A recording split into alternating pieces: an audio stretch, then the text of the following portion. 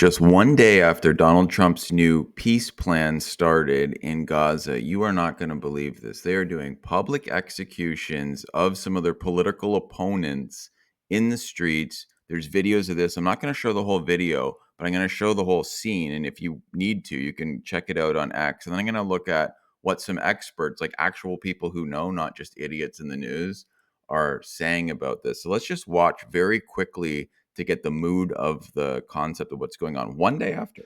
A graphic video has shown Hamas fighters conducting a public execution of alleged Israeli collaborators.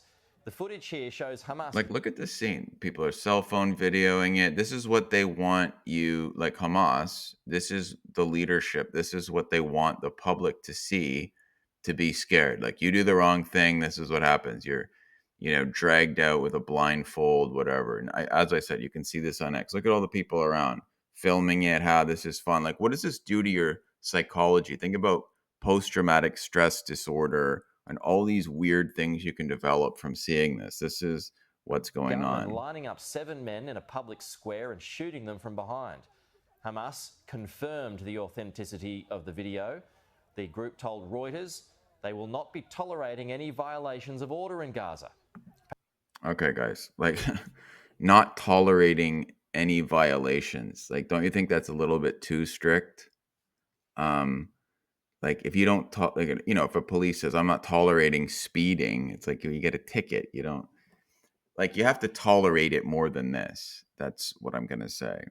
And then for people just watching and filming it and hooting and hollering, I mean, this stuff is like this is what you read about from like the Roman empires, like thousands of years ago, more than 1,000 years ago. It's just disgusting.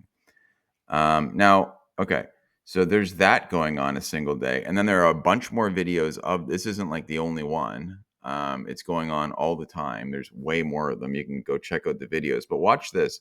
Now, this guy, if you don't know him, he is literally the son of one of the founders of Hamas. He's written an interesting book. He started off obviously like as deep in the ideology as you could ever imagine, and then he's totally out of it. He's like his father would kill him now, and he's exposing this whole thing. But let's just watch a couple clips here of what he's predicting. Now, this is before the murders. This is before those executions. This is what he's saying from his experience of what is going on. Then we'll talk about this. Watch this. Now, my brother, good to see you. Give it to me. Hi, Chris. Well, first of all, I would like to thank President Trump for his efforts to secure the release of the hostages. This is the good news. On the other hand, the situation in Gaza and the future of Gaza is in the hands of a barbaric group, that they're going nowhere. Gaza is their breeding ground.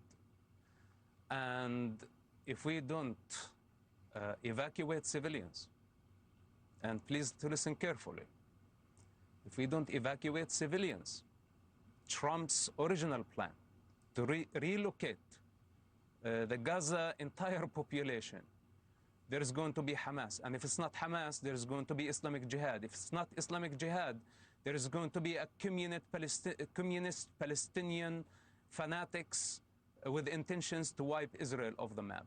They are too close to Israel, and you cannot mix both. It's impossible.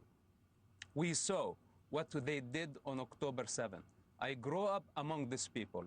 My father is one of the founders of Hamas and still a top leader of Hamas organization. When Israel used to come to arrest him, dozens of times, they always respected women and children.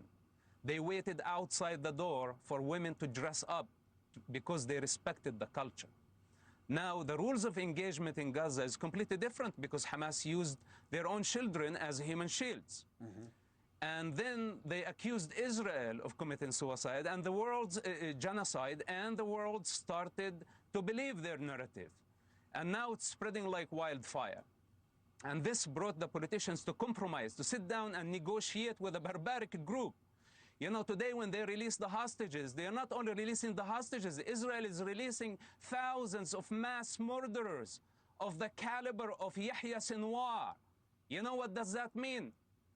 Yahya Sinwar is the architect of October 7. And today, when Israel had no other choice under global pressure and global outrage, they had. I mean, I know these deals are always just terrible, right? And that's just sort of what you have to do. So to get the 20 alive hostages, which is tough. I mean, you can't even imagine your family there. You'd give anything to get anybody back. I totally get that. But the way that, to make a deal, Israel's got to give like 1,000, whatever, I forget the number, but it's a ridiculous ratio of like really crazy criminals. And then you watch the video that I showed of these public executions. Like that's the level we're dealing with here. And I'm not saying it's not a good, it's not good to get the hostages back. I'm not saying everything Israel, I'm not commenting on Israel really at all. What they've done. I hate seeing children slaughtered of anybody. They just don't deserve it no matter what. You can just see it's a messy situation. But this guy is saying, and he's warning, if it's not Hamas, like Hamas gives up the weapons, and then what? Then what do you get?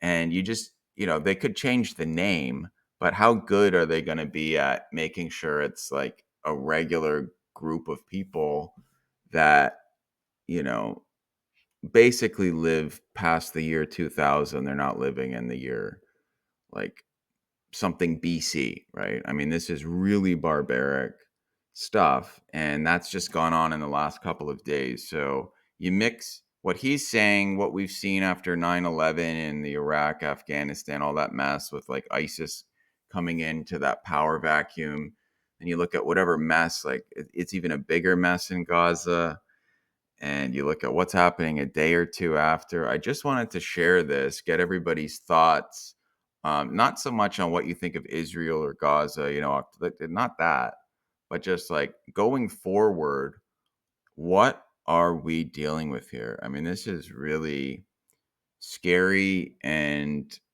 grotesque stuff. I don't have all the answers, but just this is what's going on ever since that day. So, very curious your thoughts. Like this, comment, share, and I'll see you in the next video.